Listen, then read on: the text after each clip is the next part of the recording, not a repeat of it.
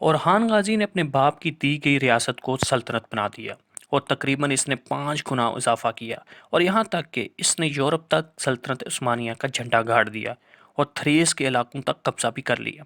لیکن اس کی وفات کے بعد نئے سلطان کے 3 دعوے دار تھے، ایک سلمان شاہ، مراد اور خلیل۔ لیکن سلمان شاہ تو ہلاک ہو گیا تھا، تو وہ اس دوڑ میں شامل نہیں تھا۔ کیا پھر سلطنت کے 2 ٹکڑے کیے گئے؟ نہیں، ہوا کچھ یوں کہ مراد غازی نے خلیل غازی کو قتل کروا دیا، تو اس طرح سلطان غازی مراد اول سلطنت عثمانیہ کا نیا حکمران بن جاتا ہے۔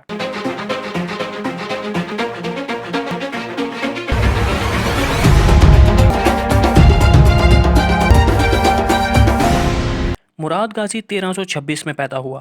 قائدانہ صلاحیتیں اور جنگ و جدل میں دلچسپی انہیں ورثے میں ملی تھی، اور اورحان غازی کی وفات کے بعد مراد غازی نے سلطنت عثمانیہ کو مزید وسعت دینے کے لیے یورپ پر حملہ کا قصد کیا۔ لیکن دوسری طرف جو کرمانیہ سلطنت تھی، اس کے امیر نے سلطان کے خلاف بغاوت کر دی، تو اس وجہ سے سلطان نے پہلے اس بغاوت کو ختم کیا اور پھر یورپ کی طرف کوچ کرنے کا فیصلہ کیا۔ اس نے تخت نشین ہونے کے بعد اپنی فوج میں ایک نیا اضافہ کیا، اور وہ تھا غلاموں کی فوج کا۔ تاریخ میں بعض روایتوں میں آتا ہے کہ اورحان غازی نے اس نئی فوج کی تشکیل دی تھی۔ ہم نے پچھلی ویڈیو میں بھی اس نئی فوج کا ذکر کیا تھا۔ لیکن یہ نئی غلاموں کی فوج کیا تھی؟ حقیقت میں 1370 کے قریب یہ غلاموں کی فوج ان علاقوں سے تیار کرنا شروع کی گئی جن علاقوں کو عثمانی سلطنت نے یورپ میں فتح کیا تھا، اور یہ غلاموں کی فوج اگلے 500 سال تک رہی، اور یہ فوج عثمانی سلطنت کا سب سے طاقتور حصہ تھی۔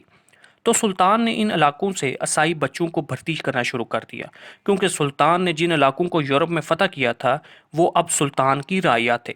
تو سلطان نے ان پر یہ لازم قرار دے دیا کہ وہ اپنے گھر کا ایک بیٹا سلطان کی ایلیٹ فوج کے لیے وقف کریں گے، اور پھر یوں 14 سے 18 سال کے لڑکوں کو ان عیسائی گھروں سے لیا جاتا، اور پھر انہیں سمندر کی دوسری جانب یعنی کہ اناطولیہ کے علاقوں میں سلطان کی نگرانی میں تربیت دی جاتی، اور ساتھ ساتھ انہیں ترک زبان اور ان کا کلچر بھی سکھایا جاتا، اور پھر انہیں اسلام بھی قبول کرنے پر آمادہ کیا جاتا، اور کہا جاتا ہے کہ انہیں 8 سال تک بھرپور ٹریننگ دی جاتی، اور اس عرصے میں یہ بھرپور طاقتور سپاہی کے ڈھانچے میں ڈل جاتے تھے، اور انہیں تنخواہ اور منات بھی دی جاتی جو کہ دوسرے عہدوں سے زیادہ تھیں۔ اور اس فوج کا نام جینیسری رکھا، اور اس کا مطلب ہے نئی فوج۔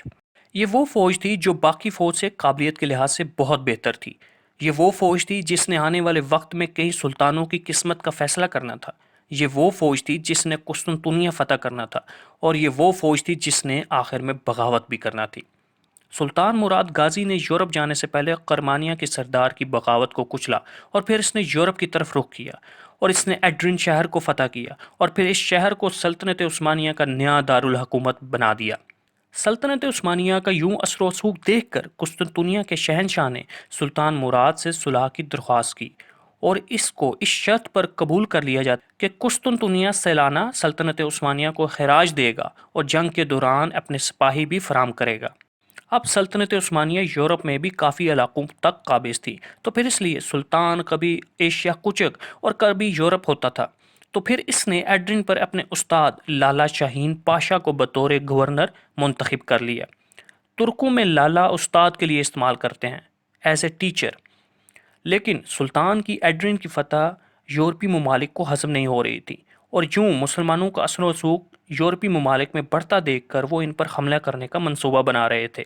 سربیا اور ایڈرن کی سرحدیں بالکل ساتھ تھیں، اور اسی وجہ سے زیادہ پریشانی سربیا کے شہنشاہ کو تھی، اور وہ اس سوچ پر مجبور تھا کہ اگر مسلمان ایڈرن تک آ گئے ہیں تو آگے بھی آ سکتے ہیں۔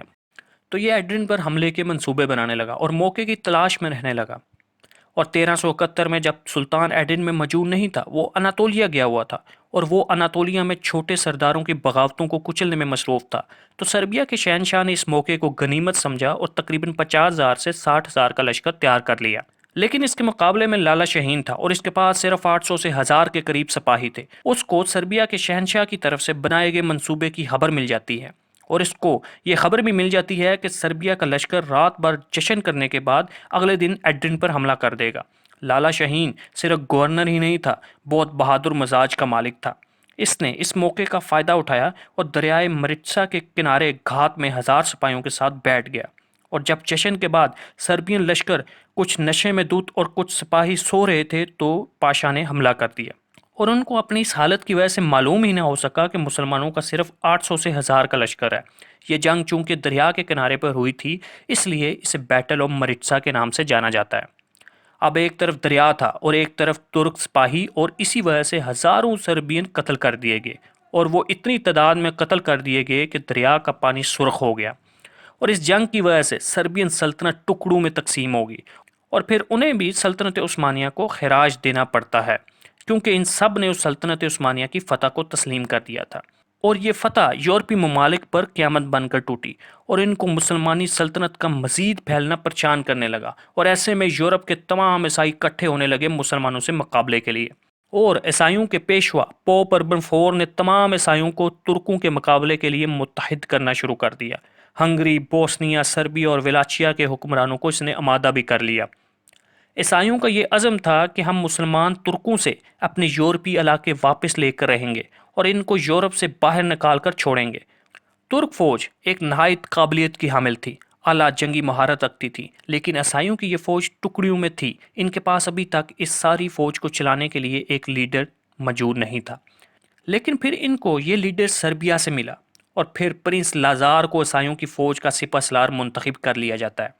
یہ پرنس لازار سربیا کی ایک چھوٹی سی ریاست کا سردار تھا، اور اس نے ترکوں کی طرف سے لگائے کے جزیہ ٹیکس پر بغاوت کر دی تھی، اور پھر پرنس لازار کے جھنڈے تلے 1,00,000 کا لشکر اکٹھا ہو گیا، اور اس پوپ اربن کی فوج کا اعلیٰ دستہ جس کو نائٹس کہا جاتا ہے وہ بھی شامل تھا۔ اور دوسری طرف سلطان مراد اول اناتولیا میں اپنے ایک بیٹے کو چھوڑ کر ایڈرن میں واپس آ جاتا ہے، اور اس کے ساتھ اس کی جینسٹی آرمی بھی موجود ہوتی ہے جو تقریباً 2000 سے 3000 کا لشکر تھا۔ اور پھر 1399 میں سلطان مراد تقریباً 50,000 سے 60,000 کا لشکر لے کر پرنس لازار جس کے پاس تقریباً 1,00,000 کا لشکر تھا اس کے مقابلے کے لیے آ جاتا ہے۔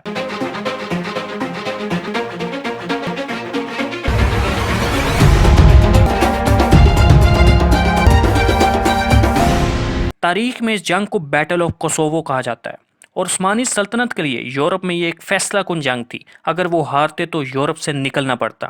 سلطان مراد کے ساتھ اس کا ایک بیٹا سلطان بایزید بھی موجود تھا۔ جنگ کا آغاز ہو جاتا ہے، اور آغاز میں عیسائیوں کا پلڑا بھاری رہتا ہے، یہاں تک کہ وہ مسلمانوں کی فوج کا ایک دستہ پیچھے دھکیل دیتے ہیں۔ لیکن یہاں سلطان مراد ایک مشکل اور دلیرانہ فیصلہ کرتا ہے۔ سلطان مراد اپنا بہترین دستہ جو اس کی حفاظت کر رہا تھا اس کو آگے بھیج دیتا ہے، لیکن اس سے سلطان کی جان کو اور خطرہ ہو گیا۔ اب اس کی حفاظت کے لیے اور کوئی بھی نہیں تھا۔ اگر وہ مارا جاتا تو وہ یہ جنگ ہار بھی سکتے تھے، لیکن اس کے پاس اس کے علاوہ اور کوئی آپشن بھی نہیں تھا۔ لیکن وہی ہوتا ہے جس کا ڈر تھا۔ ایک نائٹ کسی طرح سلطان تک جا پہنچا اور اس نے سلطان کو قتل کر دیا، لیکن اسی اثناء میں دوسری طرف صلیبیوں کا سردار بھی مارا جاتا ہے، پرنس لازار، اور اب دونوں طرف سلطانوں کے بیٹے فوجوں کی قیادت کر رہے تھے، اور جنگ آہستہ آہستہ ہولناک لمحے میں داخل ہوتی جا رہی تھی۔ ہر طرف لاشیں بکھری ہوئی تھیں، لیکن اسی اثناء میں عیسائی فوج کے ایک دستے کے پاؤں اکھڑنے لگے اور وہ پیچھے ہٹنے لگے، اور اسی وجہ سے عیسائی فوج کی کمر ٹوٹ گئی، اور یہ جنگ اس طرح ختم ہو گئی کہ دونوں فوجوں کو اپنے سرداروں کی قربانی کے ساتھ ہزاروں سپاہی بھی قربان کرنے پڑے، اور عثمانیوں کو اسٹریٹجک فتح مل گئی، اور اس کے ساتھ عثمانی سلطنت کے پاس بلقان کا تمام علاقہ بھی آ گیا، اور یہ پھر عثمانی سلطنت کو سالانہ خراج بھی دیتے اور لڑنے کی صورت میں سپاہی بھی دیتے۔ سلطان مراد نے عثمانی سلطنت کی وسعت 1,00,000 مربع میل تک پھیلا دی۔ اس نے ایڈرن کو فتح کر کے اس شہر کو نیا دارالحکومت بنایا اور غلاموں کی بھرتی کا نظام بھی متعارف کرایا، اور یہ اپنی سلطنت میں صوبوں کا نظام لے کر آتا ہے، اور یہ دیوان کا نظام بھی لے کر آتا ہے کہ جو بھی علاقے فتح کیے جائیں گے اس سے لوٹے گئے مال کی ایک خاص مقدار سپاہیوں میں تقسیم کی جائے گی۔ سلطان مراد کے 5 بیٹے اور ایک بیٹی تھی۔ سلطان مراد اول مارا جاتا ہے، لیکن اب سلطنت عثمانیہ کی بھاگ دوڑ کون سنبھالے گا؟ اس کا کون سا بیٹا سازش کرے گا نئے سلطان بننے کے لیے؟ ہم آپ کو بتائیں گے اگلی ویڈیو میں۔